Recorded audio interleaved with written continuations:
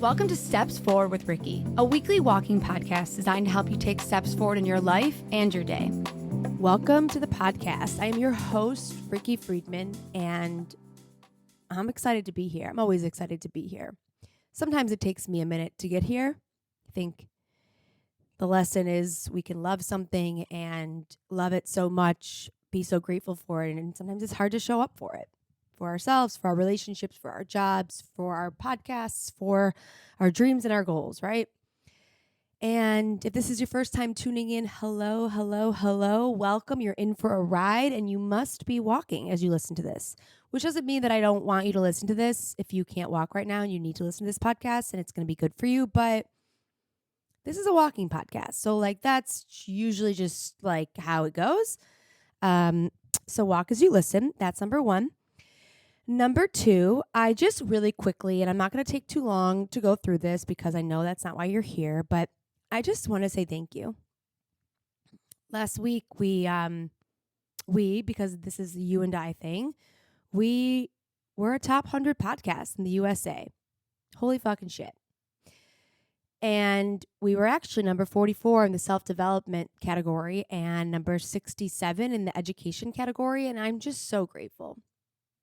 I'm so grateful and I love you and I thank you. And I got to tell you, I wasn't that surprised. I know that sounds very, cocky or arrogant, but when I started the podcast, I had a weird intuitive gut feeling about this.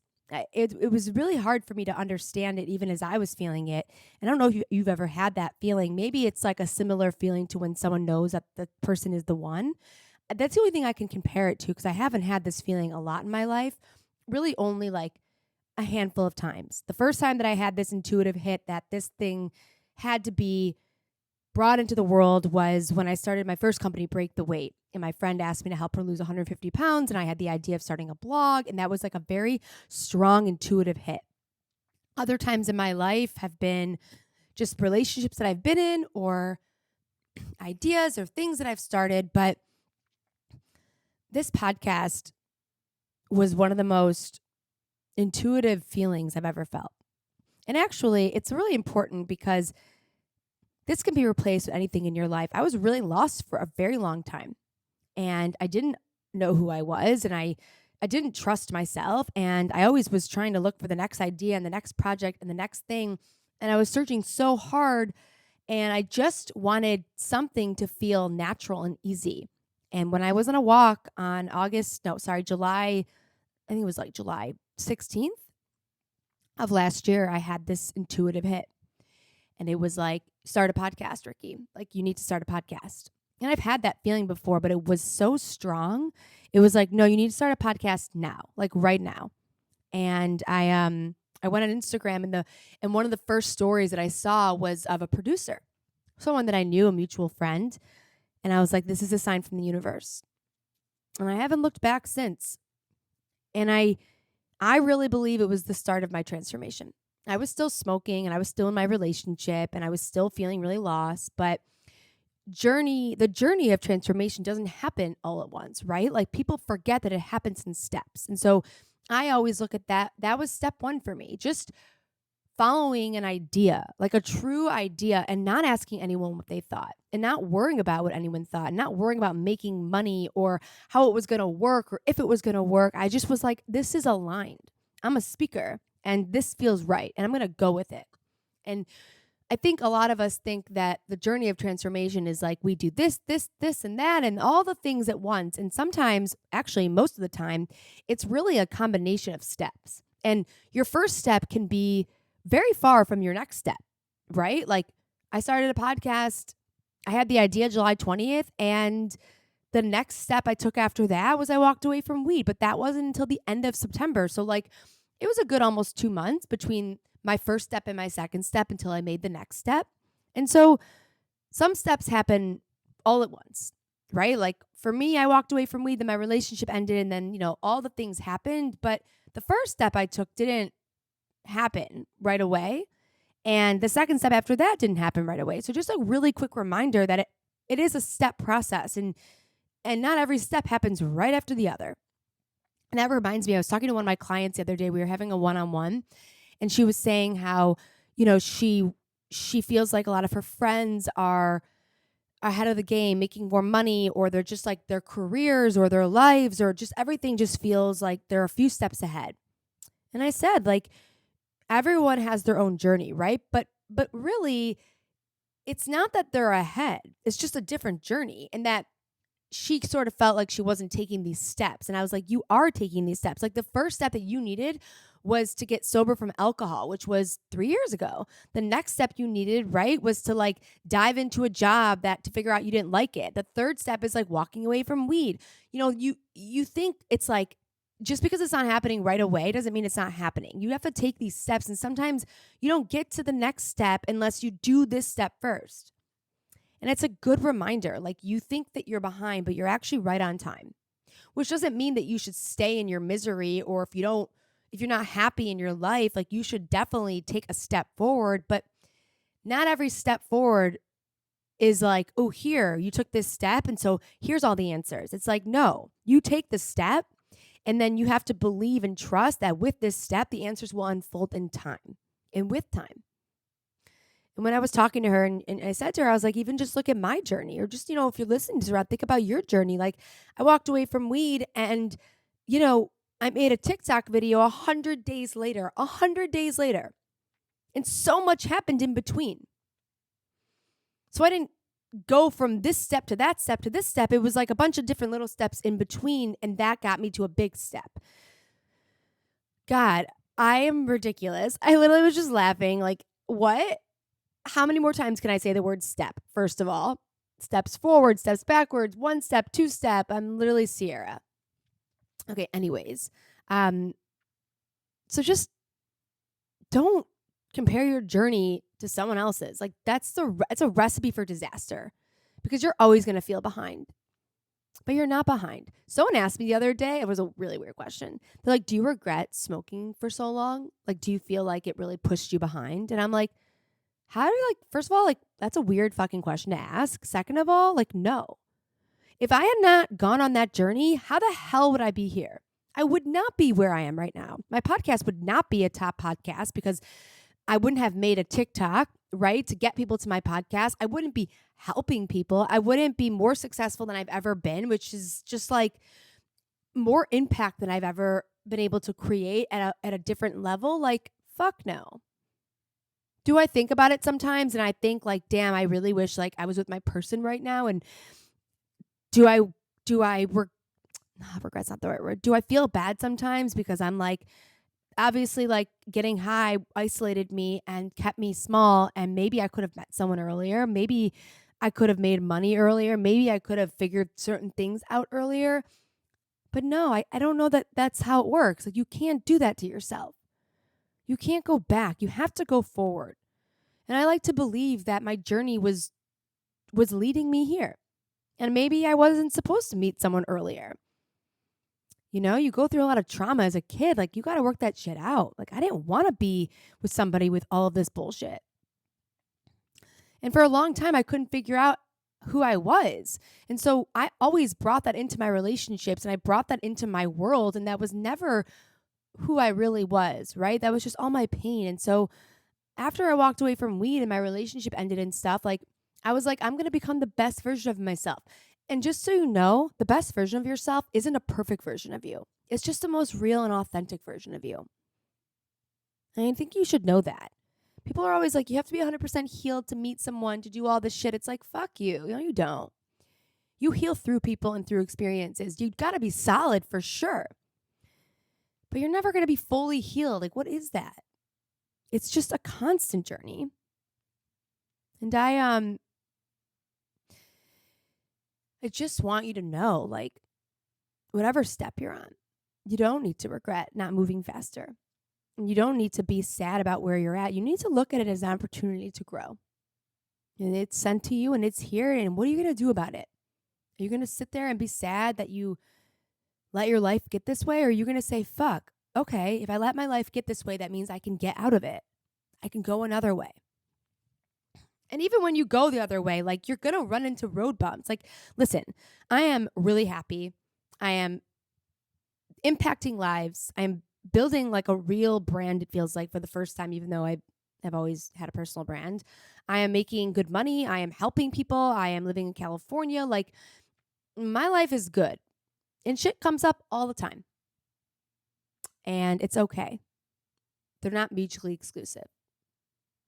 So don't give your bad days too much, and don't give your good days too much. They're just days. It's just like you're on a fucking journey. And I wanted to just like talk about something that I've been experiencing lately. And I want to say this too. Something that really bothers me. I don't know if this bothers you too. Like, I am a really expressive person. That's literally just who I am as a person, as a speaker, as a just human. And my literal superpower is my ability to express myself. And I express myself in all different kinds of ways. And I usually express myself like in the moment, right? And I put this video up the other day about how I was just like really feeling lonely lately. Like, I really have been feeling lonely lately. And bored. Like, lonely and bored, which are two big emotions that were really scary for me for a really long time, which is like one of the reasons that I smoked for so long, is I just was so terrified to be both of those things. And I've been feeling it. I really have. Something happened like maybe like a couple weeks ago or like 10 days ago that really, I think, triggered something inside of me. We don't have to get into the details of it, but basically I was like out with some people that I never really like. I've hung out with them like once or twice. Everyone was like drinking and stuff. I had like a little bit to drink, but not too much. And I definitely like don't know if it was my best showing. Like, was not my best showing. And I just was like, I think I was feeling like antsy, and I like had a little bit to drink, but not too much. So I wasn't like out of control. I don't really drink a lot. And I think I like said something offensive to one of the people there, and it was my friend's friends. I don't remember what I said, and no one else seems to remember what I said. So it's like, what was it really that offensive? Anyways, obviously, like, I don't have like a big filter, but I'm good at like monitoring what I say and how I say it sometimes. Anyways, I must have said something that was like offensive, and these people were like not happy with me. It wasn't like my best showing, and they were they were guys, okay? They weren't even girls. Like, not that that matters, but it's like, fucking grow a pair. And they were like told my friend, who's like the mutual friend, that like I rubbed them the wrong way, or like I've been rubbing them the wrong way like a couple times since they've met me. I'm like, okay. And I've only met them like at bars, right? So like I've never really hung out with them as like one-on-one or during the day or whatever. And my friend was like, she was like, my friends, you're rubbing my friends the wrong way. And like, I love you and I want you to be like your most authentic self, but like, I can't justify it anymore. And I'm like, justify what? Like, your friends were really fucked up and no one can even tell me what I said. So like, it's kind of bullshit. Obviously, I would never try to say something offensive, whatever, blah, blah, blah. And she was like, well, it's not the first time that they've said something. And I'm like, okay, like, first of all, that's not nice to say. Second of all, you could have said something to me like so long ago if someone had said something to you about me. She's like, I'm the first person to defend you, but I just can't justify it anymore. And that was like really triggering for me. And then she said, like, like, you're really opinionated and like I want you to be your authentic self, but sometimes like it's too much. And that was just like really triggering for me. And I don't know why I'm crying. Like, what is going on? I really have been struggling since with that. Not that I think it matters, because the truth is like some of these people, like, I really don't know that I'd ever like really be friends with them. God, I hope they never listen to this podcast episode. But she said, like, I want you to be your most authentic self, but like, just there's a time and a place. And it was like really hurtful to hear that. Do you know how many times I heard, like, when I was younger, that it was like, you're too much, or like, just take your medicine, or this or that. My whole life has been spent making myself small in some way. And when she said that to me, I like shut down. I felt it. I like could feel it in my bones. Like I just like I like went into this hole of like, what? Because I really do love who I am. And like, I don't really care what anyone thinks about me. It's not really about that. She kind of attacked my character. You know, like that's what it was. And it's something that I've worked on so hard to just be me, fully me. And if I make a fucking mistake, it shouldn't be like a pin against my like character. And like your friends telling you that like I'm too much or like I rub them the wrong way. And it's like, I am like I'm pretty liked. Like people like me. I like have a lot of friends.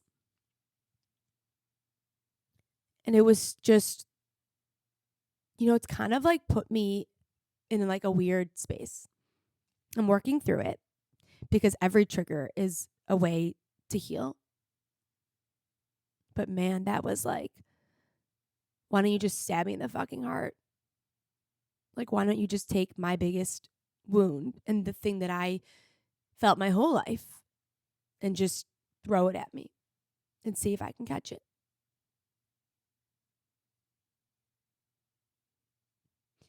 And I think it opened up like the door to just like a few other things.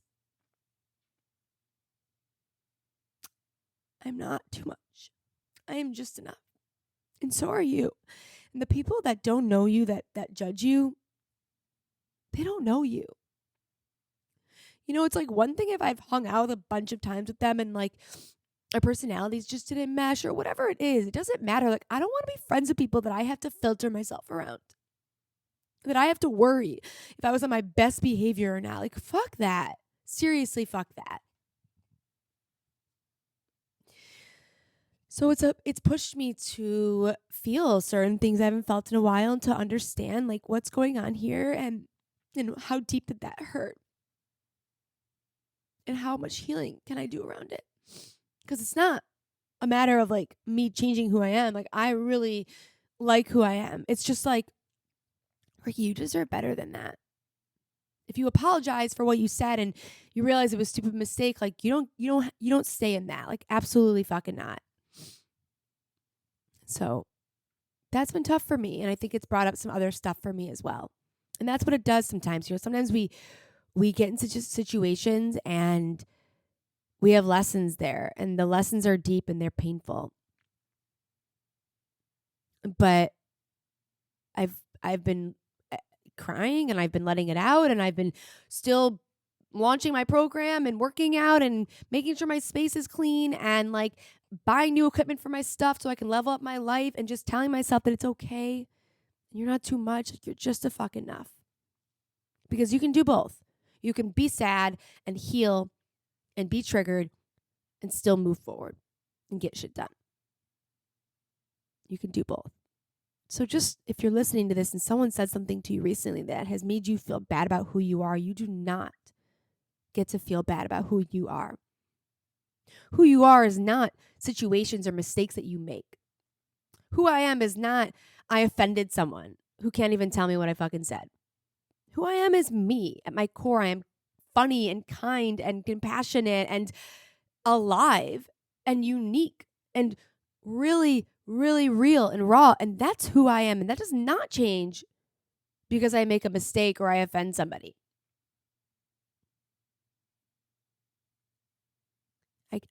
That was really tough for me. And listen, like I am in a really good space and that was still really tough. And so it's not a really linear journey, is it? Right back to the steps, right? Like step forward, step backwards, pause. I look at that as an opportunity to go deeper into my healing and into my worth. Like, who the fuck are you, Ricky?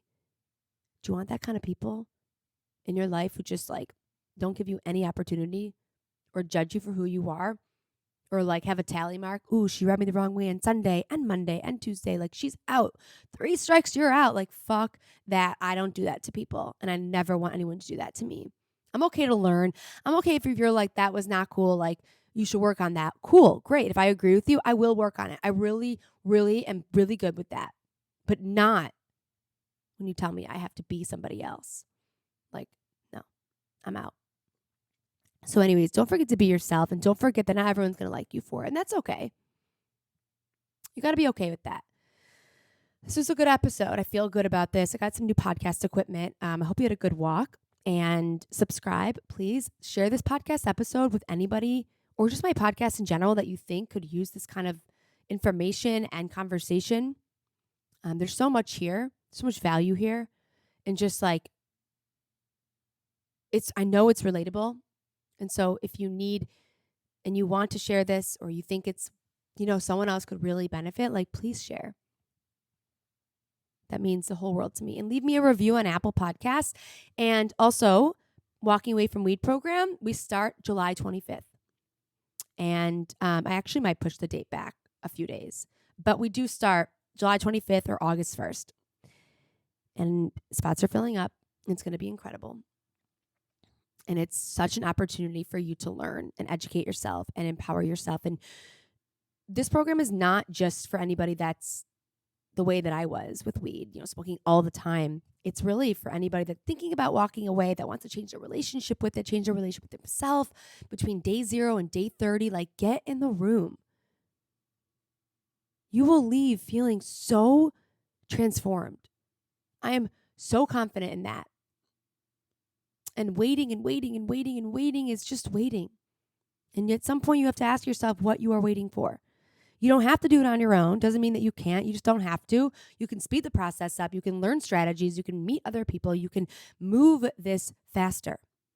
And you can have long-term transformation. You're not just looking to walk away for a month, 2 months, 3 months, 4 months. My clients I work with are 100 days clean, 150, 70, 60, 30. And guess what? When they fall off track, they get right back on because they have the tools and the strategies. So I'm here. Email me, message me on Instagram. Like, let's get you in so that you can be everything that you've always wanted in the most authentic and real version of yourself. Just don't hang out with those people because they might hate you for it. All right. I love you guys, and I'll see you next week.